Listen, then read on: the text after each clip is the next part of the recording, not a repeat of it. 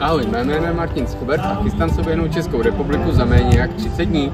K tomu slouží náš projekt Věk za štěstím. Ahoj, já se jmenuji Daniel.